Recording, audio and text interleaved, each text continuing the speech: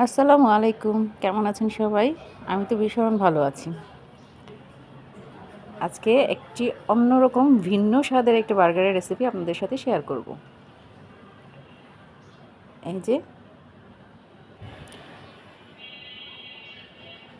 এই রেসিপিটা আমি একবার বানিয়ে আমার বাচ্চাদের খাইয়েছি। এখন প্রায়ই আমাকে এই বার্গারটা বানাতে হয়। তো বেশি কিছু না, শীতকালীন সবজি আপনার হাতের কাছে যা আছে তাই দিবেন। আমার কাছে গাজর ছিল না, তাই আমি গাজরটা দিতে পারিনি। ওরা যেহেতু ফুলকপি খেতে চায় না, তাই আমি ফুলকপি, ব্রোকলি, আলু হাতের কাছে যা ছিল আর মাছ আপনারা চাইলে পাঙ্গাস মাছও দিতে পারেন, চাইলে স্কিপও করতে পারেন। তো আমার হাতের কাছে পাঙ্গাস মাছ ছিল, তাই আমি পাঙ্গাস মাছটা দিয়েছি। তো এই তো সামান্য লবণ আর হলুদ দিয়ে আমি সেদ্ধ করে নেব।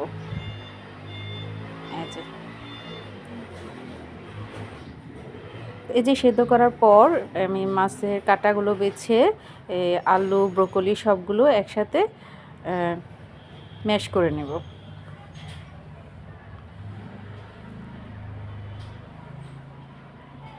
এখানে কাঁটা কম ছাড়া মাছ ইউজ করলেই ভালো হয়। তো পাঙ্গাস মাছের কাঁটাগুলো সহজে বেছে আমি ভালো করে এগুলো ম্যাশ করে নিলাম। এখন সামান্য লবণ দিব, একে একে সব মশলা দিব। যেহেতু লবণটা আমি আগে একবার দিয়েছি, তাই এখানে চেক করে দিবেন। হলুদের গুঁড়ো, মরিচ গুঁড়ো, ধনিয়া গুঁড়ো, আর এখানে হোমমেড গরম মশলার গুঁড়োটা আমি দিব। তারপরে জিরে গুঁড়ো, আদা রসুন পেস্ট, আর এই যে এখানে ধনেপাতা, কাঁচামরিচ কুচি আর পেঁয়াজ কুচি। ঝালটা যে যার পছন্দ মতো দিবেন। আমি যেহেতু বাচ্চাদের জন্য বানিয়েছি, তাই ঝালটা একটু কমই দিচ্ছি। আর দেব কর্নফ্লাওয়ার।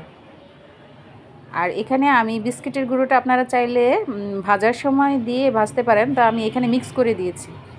তো এভাবে মিক্স করে দিলে আমার কাছে একটা টেস্ট রাখে অন্যরকম। আর দেব লেবুর রস। সব কিছুই আপনারা আপনাদের স্বাদ মতো দিয়ে নেবেন। তো এখন ভালো করে মিক্স করে নেব সবগুলো।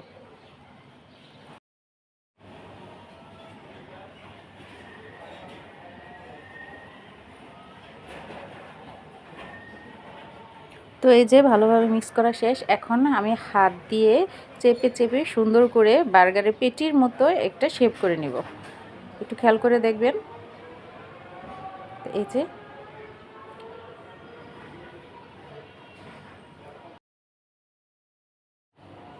তো এভাবে করে সবগুলো পেটিই আমি বানিয়ে নেব। একবার খাইয়ে দেখেন, শুধু আমি বলছি, বাচ্চারা বারবার খেতে যাবে এরকমভাবে। তো কোনো অংশে পুষ্টিগুণেও কম না, আর স্বাদে একবার বানিয়ে খেয়েই দেখুন না, আমি বলছি তো অসাধারণ স্বাদ হয়। বাহিরে কেনা বার্গারের থেকে কোনো অংশে কম হয় না স্বাদে। জাস্ট আমি যেভাবে বলছি সেভাবে রেসিপিটা ফলো করে বানিয়ে দেখবেন।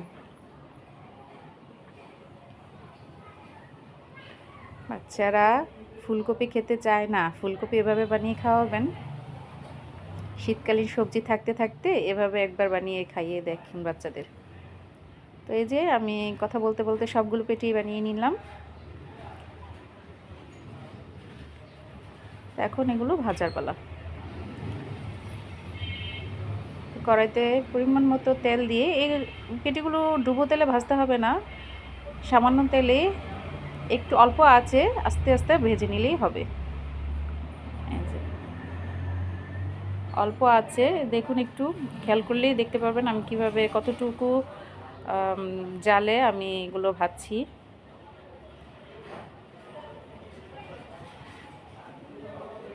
এভাবে মিডিয়াম লো আছে আমি সবগুলো পেটি উল্টে পাল্টে ভেজে নেব খুব ভালো করে।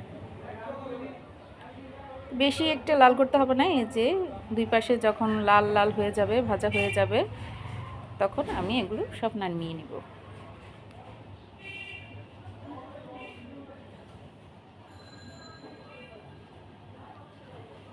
তো এই যে আমার ভাজা শেষ।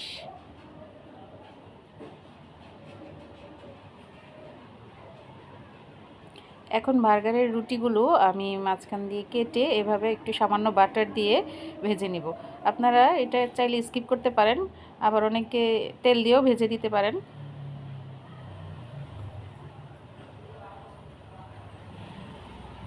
তো সামান্য বাটার দিয়ে আমি রুটিগুলো ভেজে নেব।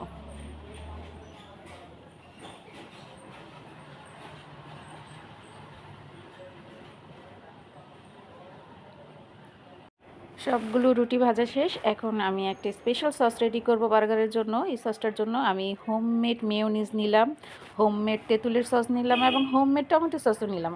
আমি এই তিনটা সসই বাসায় বানিয়ে রাখি, যেহেতু বাসায় বাচ্চা আছে আর আমার বিকালের নাস্তাটা বানাতেই হয় মাস্ট। এর জন্য আমি সসগুলো মেয়োনিজগুলো বাসায় বানিয়ে রেডি করে রাখি। তো এই তিনটা সসই আমি একসাথে মিক্স করে নিলাম। এই যে সবগুলো আইটেম এখন আমার রেডি। এখন একটা একটা করে বার্গার বানানো পালা। তবে এখানে একটা জিনিস স্কিপ হয়ে গেছে, সেটা হচ্ছে লেটুস পাতা। লেটুস পাতাটা আমি মার্কেটে খুঁজে পাইনি, তাই ইউজ করতে পারিনি। তবে আমি বলছি লেটুস পাতা ছাড়াও এই বার্গারটা অসাধারণ হয়েছিল খেতে।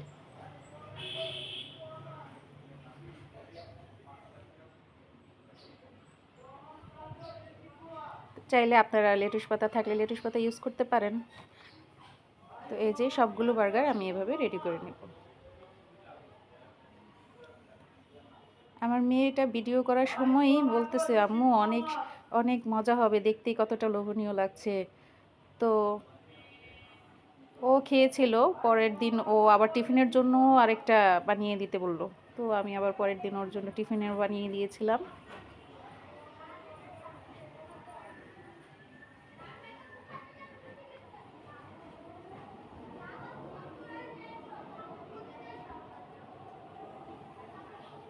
তো এই যে এভাবে করে আমি সবগুলো বার্গার বানিয়ে নিলাম। আমার ফ্যামিলি মেম্বার সবার জন্য আমি বার্গারগুলো বানিয়ে নিলাম।